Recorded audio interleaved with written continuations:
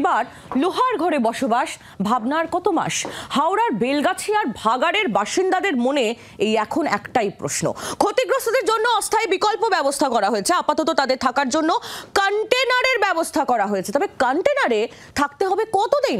স্থায়ী পুনর্বাসন চাই বাড়িতে ফাটলের জেরে বাইরে থাকা 6টি পরিবারের। যে কন্টেনারগুলো আপনারা দেখতে পাচ্ছেন এই মুহূর্তে, এই কন্টেনারের মধ্যেই রাখা হয়েছে ওই 6টি পরিবারকে। আর এই পরিবারের সদস্যরাই এখন প্রশ্ন তুলছেন যে কতদিন এই লোহার ঘরে তাদের বসবাস করতে হবে, কবে মিলবে স্থায়ী পুনর্বাসন। হাওড়ার বেলগাছিয়ায় ভাগাড়ের বাসিন্দাদের মনে একটাই প্রশ্ন। ক্ষতিগ্রস্তদের জন্য অস্থায়ী বিকল্প ব্যবস্থা করা হয়েছে, আপাতত তাদের থাকার জন্য কন্টেনারের ব্যবস্থা। একটি কন্টেনার 200 বর্গফুটের। একটি কন্টেনারে 8টি জানালা এবং 2টি দরজা রয়েছে। কন্টেনারে আলো পাখা লাগানো হবে। আরও যে তথ্য পাওয়া যাচ্ছে, 15 থেকে 20 জন থাকতে পারবে একটি কন্টেনারে। আনা হয়েছে 7টি কন্টেনার এবং 7 কন্টেনারেই তাদের রাখার ব্যবস্থা করা হয়েছে। এবং সেই কন্টেনারের কত আয়তন, কি কি ব্যবস্থা সেখানে রয়েছে, সেই তথ্য আপনাদের সামনে আমরা তুলে ধরছি। কিন্তু এটা তো স্থায়ী সমাধান হতে পারে না। স্থায়ী সমাধান কবে, কতদিন তাদের কন্টেনারে থাকতে হবে? 6টি পরিবার, তারা তাদের সর্বস্ব হারিয়ে একেবারে খোলা আকাশের নিচে থাকছিল।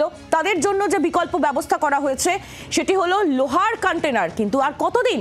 কথা বলবো দেবব্রত ঘোষ, আমাদের প্রতিনিধি, সরাসরি আমাদের সঙ্গে রয়েছেন। দেবব্রতর কাছ থেকে আরো আপডেট জেনে নেব। দেবব্রত, কন্টেনারের ছবি আমরা দেখলাম, আমাদের দর্শকদের সামনেও তুলে ধরলাম, তার কি কি ব্যবস্থা রয়েছে সেটাও আমরা দেখলাম।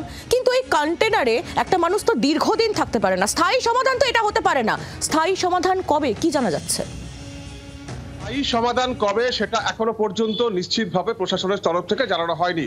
তবে যেটা জানানো হয়েছে যে সব রকম ব্যবস্থা করা হচ্ছে, যারা বেশি ক্ষতিগ্রস্ত, যে সমস্ত বাড়ি বেশি ক্ষতিগ্রস্ত হয়েছে তাদের জন্যই এই কন্টেনার নিয়ে আসা হয়েছে। এই লোহার কন্টেনার যেগুলো ইতিমধ্যেই থাকার জন্য বা বসবাস করার জন্য সেই কাজ শুরু হয়ে গেছে।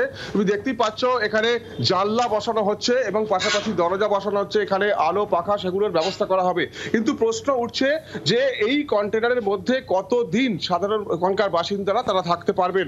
তারা যেটা চাইছেন, তারা বাইরে রাত কাটাচ্ছেন, তারা যেটা চাইছেন যে কন্টেনার হোক বা একটা রিলিফ সেন্টার হোক সেটা সাময়িক, কিন্তু পাকাপাকি তাদের মাথার ওপর যে ছাদ, সেই ছাদ কবে তাদের হবে, কবে সেই ব্যবস্থা প্রশাসন করবে, সেটা কিন্তু এখনো পর্যন্ত সদুত্তর তারা পাননি। তার ফলেই তারা উদ্বেগের মধ্যে রয়েছেন।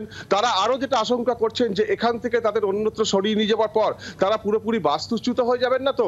এই প্রশ্নগুলো তাদের মনে এখনো পর্যন্ত ঘোরাফেরা করছে, সেই সদুত্তর এখনো পাওয়া যায়নি। এবং আজকে দুপুরবেলা ওখানকার ক্ষতিগ্রস্ত যে পরিবারগুলো রয়েছে তাদেরকে যে সার্ভে করে চিহ্নিত করা হয়েছে এবং তাদেরকে আজকে প্রশাসনের তরফ থেকে তাদেরকে আর্থিক ক্ষতিপূরণ দেওয়া হবে, চেক তুলে দেওয়া হবে, এমনটাই আমরা জানতে পারছি।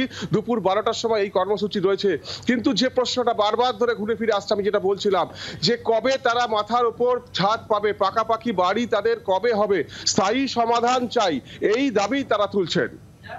একেবারে দেবব্রত, তুমি আমাদের সঙ্গে থাকো। যে ছবি আপনাদের সামনে আমরা তুলে ধরছি, বেলগাছিয়ায় ভাগাড়ের যারা বাসিন্দা তাদের এখন মনে একটাই প্রশ্ন যে তাদের জন্য যে অস্থায়ী বিকল্প ব্যবস্থা করা হয়েছে এই কন্টেনারগুলি, এই কন্টেনারে তাদের কতদিন থাকতে হবে, কবে তারা স্থায়ী সমাধান পাবেন, এই প্রশ্নের উত্তর এখনো অধরা। দেবব্রত, ধন্যবাদ, নজর রাখো। গতকাল পুরমন্ত্রী ফিরহাদ হাকিম তিনি কি বলেছেন শোনাবো আপনাদের।